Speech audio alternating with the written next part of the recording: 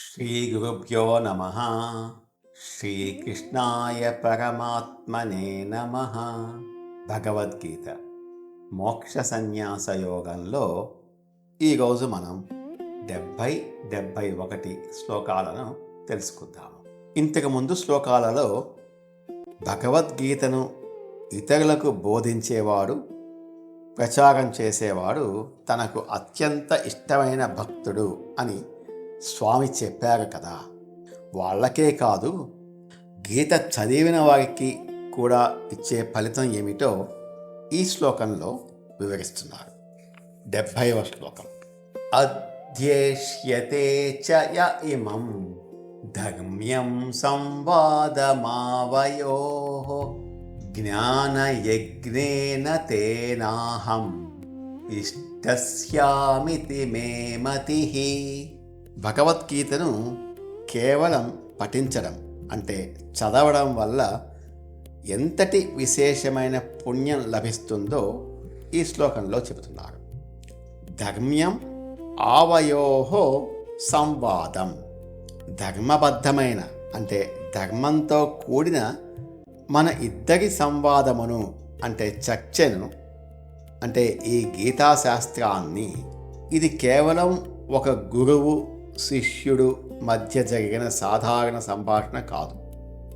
అణువణువున ధర్మం నిండి ఉన్న సాక్షాత్తు ఆ సృష్టికర్త కృష్ణుడు మరియు ప్రతినిధి అర్జునుడు మధ్య జరిగిన పవిత్రమైన గోష్ఠి. దీన్ని చదవడం అంటే ధర్మాన్ని ఆచరణలో పెట్టడానికి తొలి అడుగు వేయటమే. య ఇమం అధ్యేష్యతే, ఎవరైతే అధ్యయనం చేస్తాడో. ఇక్కడ అధ్యయనం అంటే కేవలం ఒక కథలా, ఒక పుస్తకంలా పైపైన చదివేసి పక్కన పెట్టడం కాదు.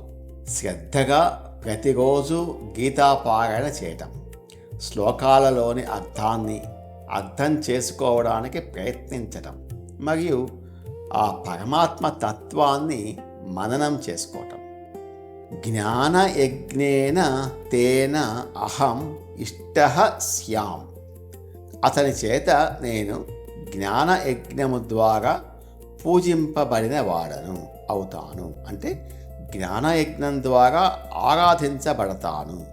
సాధారణంగా దేవుణ్ణి పూజించటానికి మనుష్యులు ఎన్నో వ్రతాలు, యజ్ఞాలు, యాగాలు, ద్రవ్య యజ్ఞాలు చేస్తుంటారు. వీటికి డబ్బు, సామగ్రి, శ్రమ అన్నీ అవసరం. కానీ భగవద్గీతను నాలుకతో జపించటం, మనస్సుతో అర్థం చేసుకోవడం అనే ఈ జ్ఞాన యజ్ఞం అన్ని యజ్ఞాల కంటే శ్రేష్టమైనది.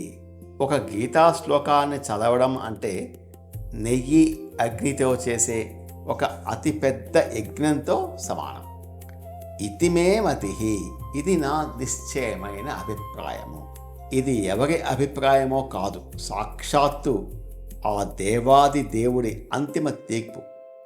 ఎవరైతే శ్రద్ధగా గీతను చదువుతాడో అతను నా ముందే కూర్చొని అత్యున్నతమైన పూజ అంటే జ్ఞానయజ్ఞం చేసినట్లుగా నేను భావించి అతన్ని కరుణిస్తాను అని పరమాత్మ స్వయంగా హామీ ఇస్తున్నారు.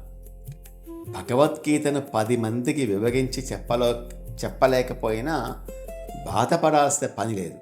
ప్రతిరోజు శ్రద్ధగా మనం ఇంట్లో గీతా శ్లోకాలను చదువుకున్నా, అధ్యయనం చేసినా చాలు. ఆ గీతా పఠనమే ఒక గొప్ప జ్ఞాన యజ్ఞంగా మారి భగవంతుని ఆశీస్సులను పరిపూర్ణంగా మనకు అందిస్తుంది. గీతను చదివే అతను సాక్షాత్తు ఆ కృష్ణుణ్ణి స్వయంగా పూజించినట్లే అంటున్నారు శ్రీకృష్ణ పరమాత్మ. అధ్యేష్యతే చ య ఇమం ధర్మ్యం సంవాదమావయోః జ్ఞానయజ్ఞేన తేనాహం ఇష్టస్యామితి మే మతిః. ఓ అర్జున, ధర్మబద్ధమైన మా ఇద్దరి ఈ పవిత్ర సంవాదమును, భగవద్గీతను ఎవరైతే భక్తి శ్రద్ధలతో అధ్యయనం చేస్తాడో చదువుతాడో అతను నన్ను జ్ఞానయజ్ఞం ద్వారా పూజించినట్లే లెక్క. ఇది నా దృఢమైన నిశ్చయము అంటున్నారు శ్రీకృష్ణ పరమాత్మ. 71వ శ్లోకం. అయితే చదవటానికి మాకు చదువు రాదు, సంస్కృత శ్లోకాలు చదవడం కూడా రాదు, మరి మా పరిస్థితి ఏమిటి అని ఎవరూ బాధపడకుండా వారికి కూడా అభయం ఇస్తున్నారు శ్రీకృష్ణ పరమాత్మ. 71వ శ్లోకం. శ్రద్ధావాననసూయశ్చ శృణుయాదపి యో నరః సోపి ముక్తః శుభాలోకాన్ ప్రాప్నుయాత్ పుణ్యకర్మణాం.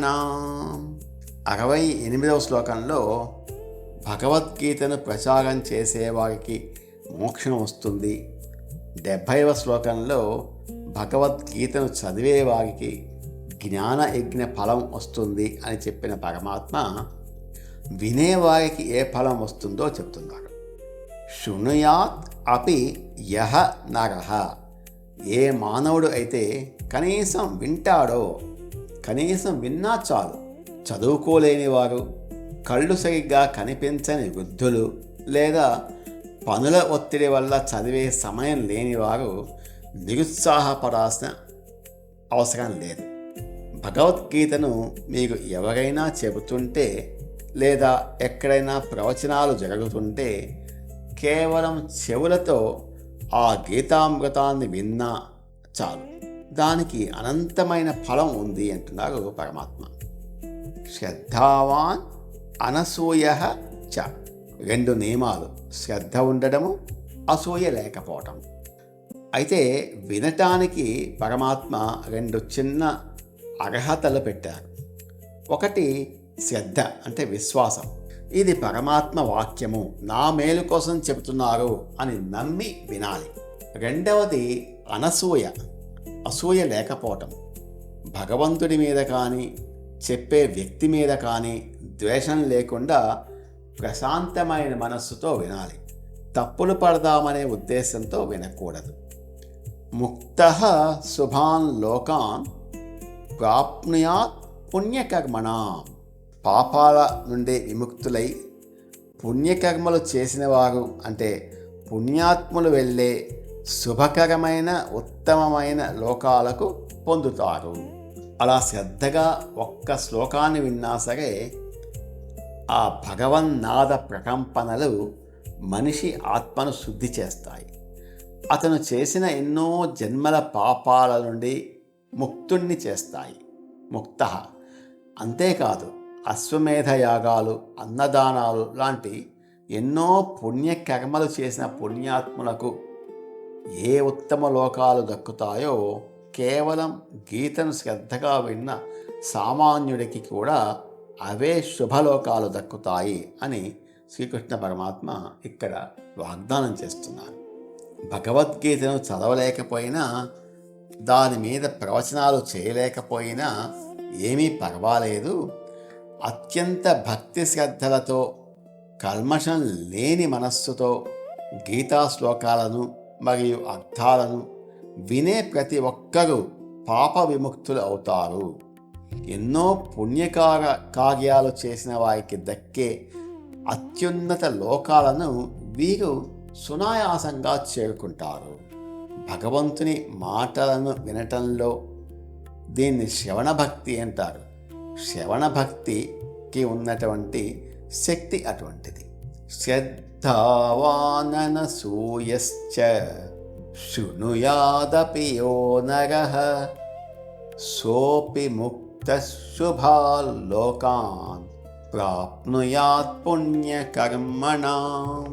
ఓ అర్జున, ఏ మానవుడు అయితే అత్యంత శ్రద్ధతో, ఎలాంటి అసూయ లేకుండా కనీసం ఈ గీతాశాస్త్రాన్ని ఇతరులు చెబుతుంటే వింటాడో అతను కూడా సమస్త పాపాల నుండి విముక్తుడై పుణ్యాత్ములు నివసించే అత్యుత్తమమైన శుభలోకాలను పొందుతారు అని అంటున్నారు శ్రీకృష్ణ పరమాత్మ. ఓం తత్సత్. నమో భగవతే వాసుదేవాయ. ఏతత్ ఫలం శ్రీకృష్ణార్పణమస్తు. స్వస్తి.